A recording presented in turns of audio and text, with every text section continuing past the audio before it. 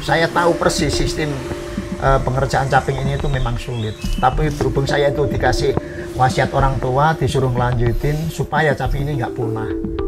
Dia tidak bisa berkembang, tidak bisa mewariskan kerajinannya ke tangan-tangan anak muda hari ini. Pembuatnya dalam tanda kutip sudah tidak ada, kan otomatis yang dibuat nggak ada gitu loh. Ya terancam punah menurut saya. Angger sapa-sapa sing gelem tak warai lunga rene kudune. Nek ora rene kan aku ora iso, wong aku ora iso mlaku. Sebenarnya dari desa sendiri itu Pak, sudah mengantisipasi cari generasi dari Karang Taruna, tapi ya nggak ada yang mau. Berbicara tentang pelestarian, ya kami mencoba untuk bagaimana caping kalau ini tidak punah. Gimana ya?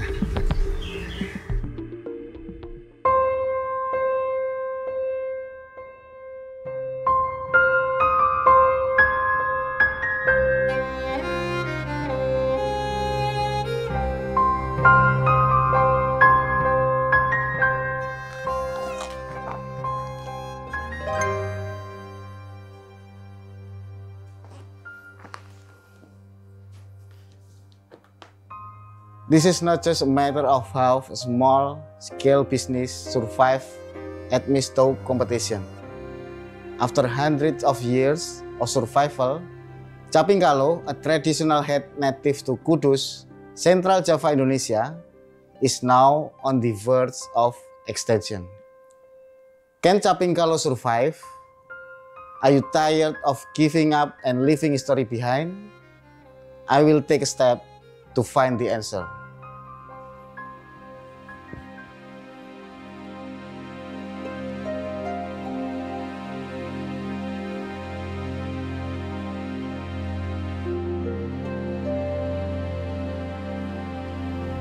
Caping kalo is a traditional clothing accessories originating from Kudus, Central Java, Indonesia. The head is round and flat like a sieve and was originally used by local farmers to protect themselves from the sun while working in the rice field. However, over time, its use has become more limited and now only appears at important moments such as city anniversaries, traditional events, or high-value collectibles. Unfortunately, despite being a promising business, caping kalo is facing the challenge of extinction, as the number of artisans are very limited. Currently, there are only 2 active craftsmen, Kamto, 55 years old, and Rudipa, 73 years old, from Gulang Village, Mejobo District, Kudus Regency.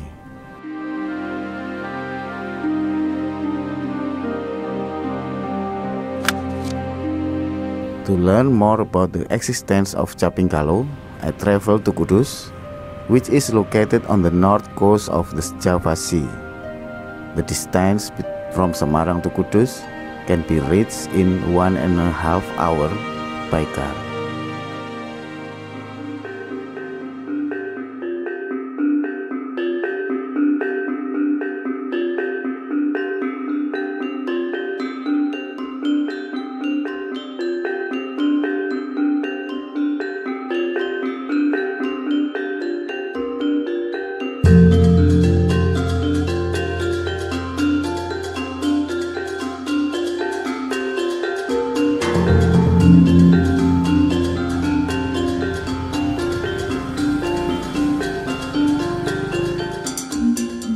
The first destination I had to visit to learn about the history of caping kalo was the Jenang Kudus Museum.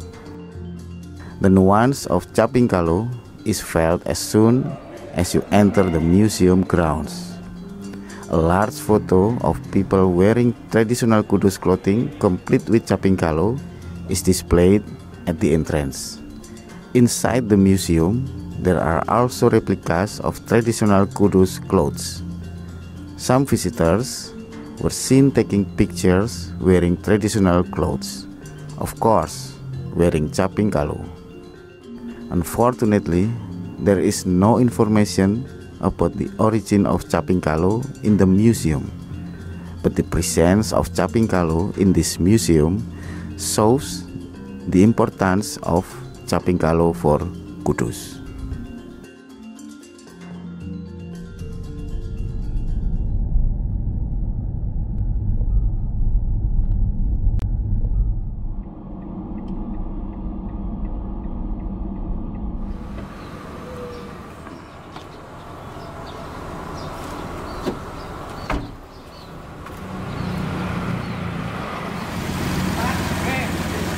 Continue my journey through Caping Kalo to the house of Caping Kalo itself, or the house of its maker, Kamto. Kamto House, located in Gulang Village, Mejobo District, Kudus Regency. Kamto is arguably the last still person in the business of making the original version of Caping Kalo. It was from Kamto's hands that the Caping Kalo was born, which is widely circulated in demand by collectors as far as Europe and other parts of the world. Gimana ya, kalau dulu itu ya waktu saya kecil namanya caping halus, tapi sekarang namanya caping kalo. Kemungkinan ya warnanya itu menyerupai kalo itu yang buat peresan santan. Yang ada lah gitu. Iya, kemungkinan itu. Buat meres santan ya. Ya kemungkinan warna hampir sama, dari bambunya juga. Wah ini ya. Ini kayak benang ya Pak ya. Iya. Tapi dari bambu ini. Dari bambu. Wah ini tinggal satu orang Pak. Terus Yang terang bikin dari tinggal generasi penggantian yang belum ada ini. Terus terang. Karena saya tahu persis sistem pengerjaan caping ini itu memang sulit, tapi berhubung saya itu dikasih wasiat orang tua, disuruh melanjutin supaya caping ini nggak punah.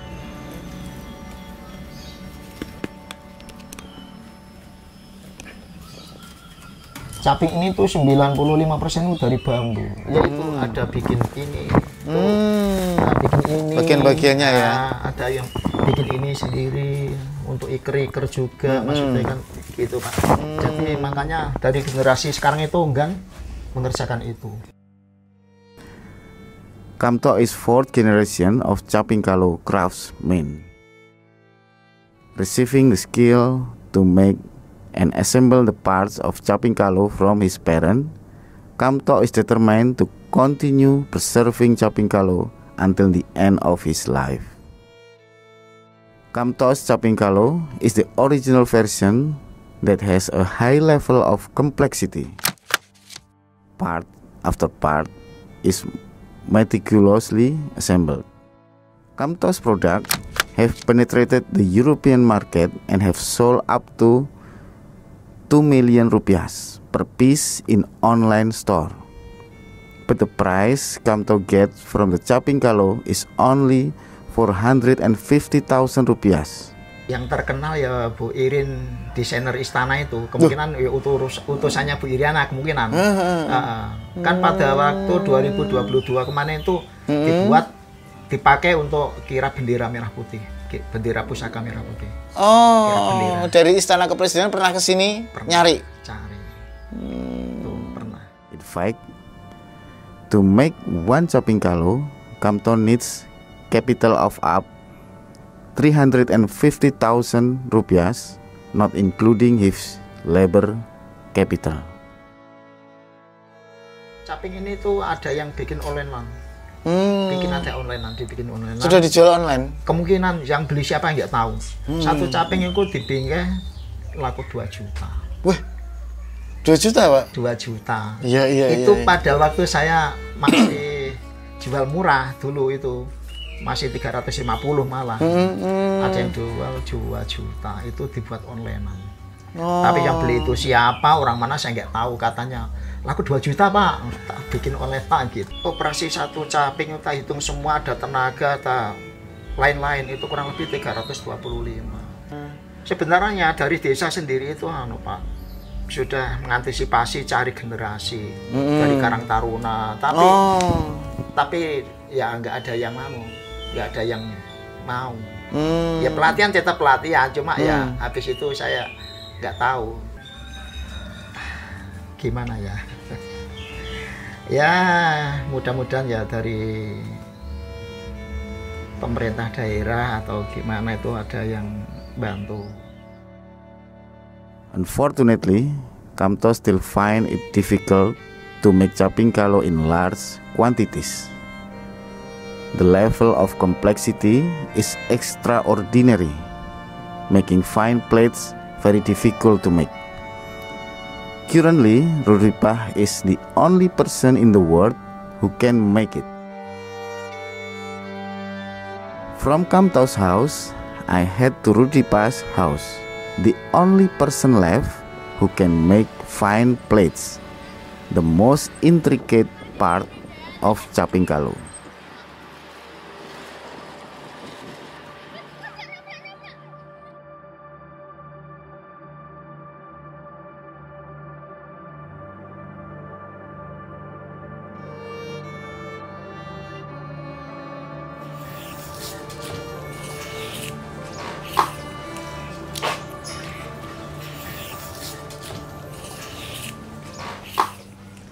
Rudipah house is located just 1 kilometer from Kamto's. Just like Kamto's, Rudipah is a unique figure. Her dedication to preserving the caping kalo is unparalleled. Just imagine, Rudipah, who is elderly and has limited hearing, is able to sit on the floor of her terrace from morning to evening to weave bamboo thread into fine plates for caping kalo materials. It takes Rudipah 6 days to make one piece of finely woven caping kalo material. Rudipah's small fingers skillfully weave the bamboo threads into fine plate. There can't be any mistake or Rudipah will have to start all over again. Just like Kamto, Rudipah get her weaving skills from her family. A few decades ago, there were many people like Rudipah. But now, there is only one caping kalo weaver left in the whole world, Rudipah. Putrane mboten nonton sing saged, putrane. Mboten saged. Oh, mboten diajari. Mboten purun. Mboten purun. Turene mboten sabar ngoten. Oh, nggih. Lah jenengan riyen sing ngajari sinten? Asale niku nggih mbok kula. Nek mbok kula tilar. Kula ajar-ajar kalih tangga-tangga. Ndek niku sak tangga niki ndamel sedanten ndek niku. Oh, riyen. Kula nedhi ajar kalih tangga-tangga. Oh, nggih. Sakniki tangga-tangga tesih wonten sing ndamel. Wonten blas. Lho, kantun kula entok. Berarti Mbah Rudipah ki ambakan sing ndamel. The price Rudipah get from a fine weaving is 90,000 rupiah only. Without her hard work, loyalty, and dedication to preserving the caping kalo, Rudipah would not be able to continue her work. Angger sapa-sapa sing gelem tak warai lunga rene kudune. Nek ora rene kan aku ora iso, wong aku ora iso mlaku. Mbah, matur nuwun. Nyuwun pamit. Nyuwun pamit, Mbah. Laris nggih. Nggih, amin, matur nuwun.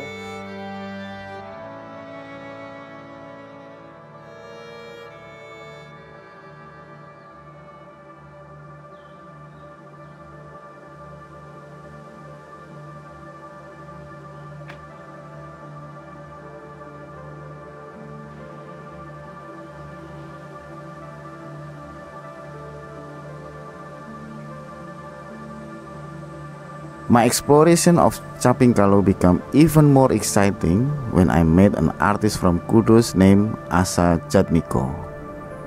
Jatmiko is an important figure behind the re-emergence of caping kalo.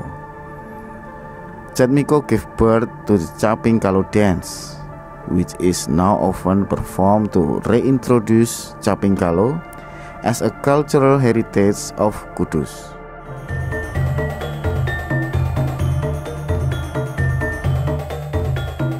Sebetulnya kan Kudus itu banyak sekali kearifan lokal, kemudian kerajinan-kerajinan yang punya masyarakat asli begitu. Nah, pada saat itu kita sudah menemukan atau masyarakat luas lebih tahu tentang religi, tentang rebana dan sebagainya soal itu. Nah, kemudian kami melihat memang ada salah satu itu caping kalo itu. Caping kalo itu ini ki rada aneh ya, neng Kudus nggak pernah dilihat hari ini, tetapi di Desa Gulang itu mereka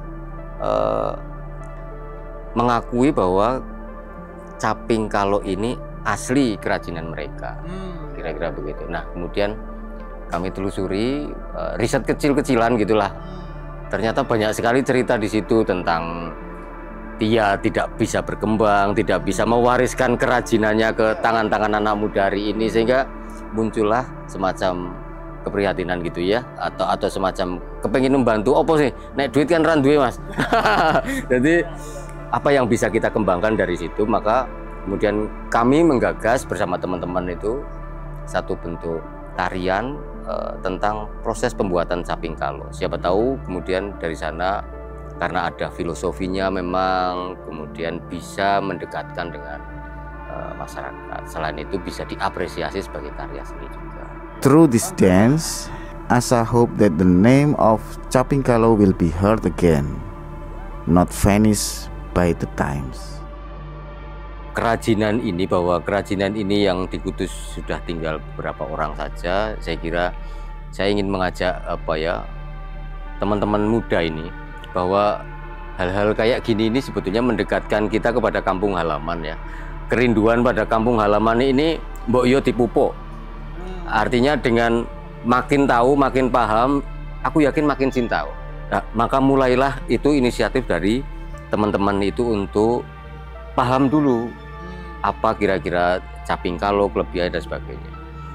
Bahwa kemudian nilai itu ada berikut materi kerajinan itu plusnya di situ, kira-kira begitu. Jadi caping kalo itu kan, kata kalo sendiri kan kailu. Kalo itu kailu gitu.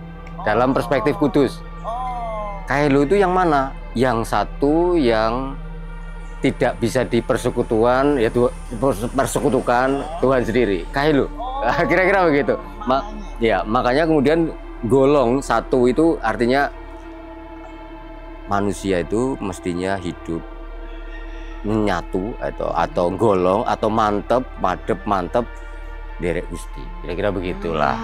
Ternyata dalam ya. Kira-kira begitu ya, yang ingin diwariskan nilainya itu. Ini tidak bisa berdiri sendiri. Jadi teman-teman yang menurut saya punya keprihatinan, kepedulian terhadap caping kalo ini, ayo kita bergerak untuk mengangkat ini menjadi berdaya lagi gitu ya, menjadi industri yang benar-benar bisa bisa dijual secara ekonomi, tetapi juga kita sambil nguri-uri menyelamatkan ini.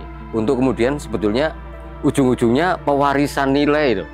Bukan soal mewarisi, ini loh caping kalo tak gawe terus mbok gawe meneh, bukan soal itu semata ya. Tetapi ada loh nek nderek Gusti iki yo koyo ngene iki lho. Aku rasa ngekeki buku gawenen ngene. Ono sabar, ono syukur, ono berterima kasih dengan teman. Pewarisan nilai ini menjadi penting buat pembangunan karakter di anak-anak muda. Jadi tidak sekedar fisik begitu. From Asa Gold's hand, caping kalo dance has been performed at various important events in Indonesia. Ya, potensi ada, tetapi harus dikawal ke distribusinya. Ini kalau misalnya hanya mengandalkan tari, selama ini kan payu karena ada tari yang grup-grup tari yang kemudian membuat tari kreasi, kemudian saya bikin tahun lalu itu festival tari caping kalo. Otomatis kan satu grup aja 9 kali 10 kelompok misalnya. Tiba-tiba Pak Kamto dan Bu tiba kebanjiran order kan gitu. Kami sudah melakukan lewat kecil-kecil itu. Nah, seandainya distribusi ini tidak hanya ke kelompok-kelompok tari, tapi yang kolektor dan sebagainya atau untuk pendidikan, saya kira akan lebih baik. Artinya memang harus diciptakan, distimulasi. Karena inisiatif dari pengrajinnya sendiri saya kira akan sangat kurang ya, lemah, dalam arti kita harus bantu. Talking about Caping Kalo is incomplete without meeting the author of the book, Edi Supratno. Together with his fellow writers, Edi Supratno, who is also a lecturer in Kudus, reviews Caping Kalo from its history to its current development. According to Edi, writing about Caping Kalo have been found in several history books in the Netherlands since the mid-18th century. Artifacts of Caping Kalo are also still found in many Dutch museums today. Even many European citizens have Caping Kalo as a collection object. Berdasarkan penelitian kami, gitu ya, mau tidak mau kita merujuk ke dokumen-dokumen Belanda. Iya. Dokumen Belanda. Ya, dokumen Belanda. Oke. Bahwa ada satu buku begitu, buku yang itu terbit 1880-an begitu ya. 1880. 80-an begitu, yang di situ muncul gitu loh. Muncul gambar, ada gambar Caping Kalo dipakai orang waktu itu. Hanya gambarnya saja gitu loh, hanya gambarnya saja. Dan jelas-jelas mengatakan bahwa ini dari Kudus gitu loh. Jadi buku itu menceritakan tentang benda-benda dari berbagai daerah gitu, untuk dikumpulkan. Iya. Jadi itu menjadi pegangan kami bahwa Caping Kalo sudah tercatat di abad ke-19. Edi also revealed the future of Caping Kalo, which is threatened with extinction if steps are not taken immediately to preserve it. Pembuatnya dalam tanda kutip sudah tidak ada, kan otomatis yang dibuat nggak ada gitu loh. Ya terancam punah menurut saya. Terancam punah. Karena satu, membuat ini butuh waktu yang lama, lalu kemudian produksinya sedikit, ya, sehingga kalau itu diukur dengan nilai ekonomis memang tidak masuk. Sehingga orang di tengah-tengah sekarang kerja di pabrik yang berpenghasilan begitu ya, lalu kemudian orang memilih menjadi kerja pabrik. Ya palingnya bisa dilakukan ya terus mengenalkan ini kepada generasi penerus ya, untuk agar mereka mendapat pengetahuan sekaligus ada kesadaran bahwa ini harus dilestarikan. One important point that Edi revealed was the opportunity to preserve Caping Kalo utilizing technological advance. Menurut saya mau tidak mau pemerintah terlibat ya, terlibat. Bahwa saat ini sudah terlibat itu iya, tetapi menurut saya belum menawarkan dari sisi teknologi. Dengan teknologi itu menurut saya maka akan mempermudah yang rumit-rumit dari sisi penggarapan. Dan itu kalau alat itu bisa dimiliki oleh banyak orang, maka itu akan melahirkan UMKM di sentra-sentra pembuatan Caping Kalo di Mojopo. Realizing the importance of Caping Kalo preservation, the Kudus Regency government has actually taken many steps to save this cultural heritage of Kudus, including making trainings in Caping Kalo making. However, the high level of difficulty has discouraged those trained from continuing the business. The story about Caping Kalo would not be complete without an explanation from the head of the Kudus Culture and Tourism Service, Mutrika. I managed to contact Mutrika, who explained what the Kudus government had done to preserve Caping Kalo. Memang Caping Kalo ini menjadi warisan budaya kita, khususnya di Kabupaten Kudus, yang dulu Caping Kalo hanya dipakai oleh masyarakat ketika mereka di sawah, di pasar, gitu. Akhirnya berjalannya waktu, Caping Kalo ini sudah hampir punah, tidak banyak digunakan oleh masyarakat. Ya. Dan tentunya kita juga merasa prihatin, sehingga pemerintah mencoba untuk selalu memperkenalkan Caping Kalo dalam pelestariannya, sehingga Caping Kalo ini tidak kami dari Dinas Bipar selalu membuat program-program untuk memperkenalkan Caping Kalu di masyarakat luas ya, utamanya di Kabupaten Kudus, dan sekarang sudah mulai kita kenalkan di masyarakat luas karena Caping Kalu ini sedikit banyak juga merupakan satu budaya kearifan lokal kami ya, sehingga kami perlu sekali untuk melestarikannya. Kalau di dinas itu melalui event-event, kegiatan-kegiatan, kita gelar melalui festival Caping Kalu, kemudian juga kita juga menggelar fashion yang bertema Caping Kalu, kemudian juga kita juga kerjasama dengan perusahaan dan desa ya, di Desa Gulang sendiri itu juga sering menggelar event-event yang menampilkan Caping Kalu, di mana memang pemerintah Desa Gulang ini mempunyai kewajiban baik secara moral maupun secara formal ya, bahwa keberadaan Caping Kalu ini pengrajinnya berada di Desa Gulang, dan sampai saat ini mungkin sudah banyak diketahui bahwa hanya tinggal 2 pengrajin saja. Akan tetapi upaya-upaya baik yang dilakukan oleh pemerintah Desa Gulang maupun perusahaan ini sudah berjalan bersama dengan kami ya. Ya, selama ini memang karena tingkat kerumitan Caping Kalu itu sendiri, ketika masyarakat mencoba untuk belajar ya, akhirnya ya apa ya, ini kita kalau melihat generasi sekarang, kita kan banyak generasi instan itu. Jadi mereka itu banyak yang kurang telaten gitu, seperti itu, sehingga memang kami dari pemerintahnya harus sabar Pak, harus sabar begitu, sehingga pelatihan-pelatihan ini memang harus kita genjot terus ya, baik dari pemerintah sendiri maupun dari kerjasama dengan pihak-pihak swasta. Itu saya juga coba berpikir bagaimana ketika ada mesin untuk menganyam bambu itu sendiri gitu ya. Ini saya kira sangat memungkinkan dan dan saya kira mesin-mesin seperti itu nggak mahal juga ya. Akan tetapi di pemerintah ini kan memang ada tugas pokok dan fungsi yang ketika mengembangkan keterampilan semacam pelatihan-pelatihan itu OPD-nya berada di Dinas Peringkop UMKM.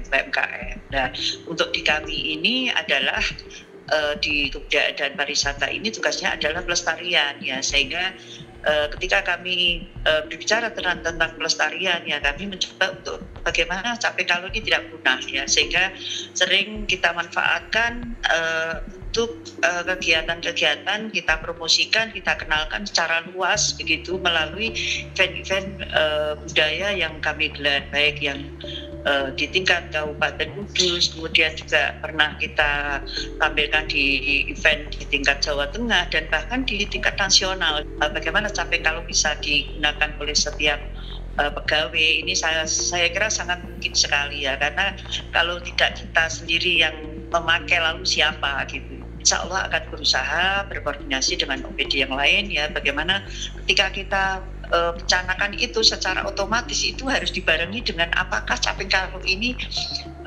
banyak yang membuat gitu. Ketika nanti seluruh masyarakat kita wajibkan untuk menggunakan, apakah barangnya ini ada atau bisa diadakan. Nah, ini yang masih menjadi kendala-kendala kami, sehingga upaya-upaya untuk melatih masyarakat untuk tidak hanya membuat, tapi bagaimana masyarakat mencintai Caping Kalu itu sendiri, ini harus kita upayakan terlebih jauh.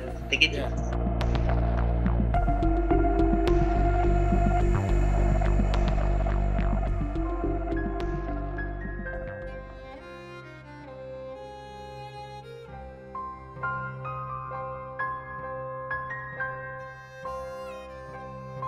We will never know when Kamto and Rudipah stop making Caping Kalu, continuing hundreds of years of tradition. But we know exactly that the story about Caping Kalu will end when Kamto and Rudipah are no longer able to make Caping Kalu. Conservation effort carried out by the Kudus Regency government, Asa Jatmiko, Edi Supratno, and everyone who loves Caping Kalu will be in vain if Caping Kalu really becomes extinct. In the midst of despair, A bright spot from Caping Kalo's future emerged when technology could be used to continue Caping Kalo long road.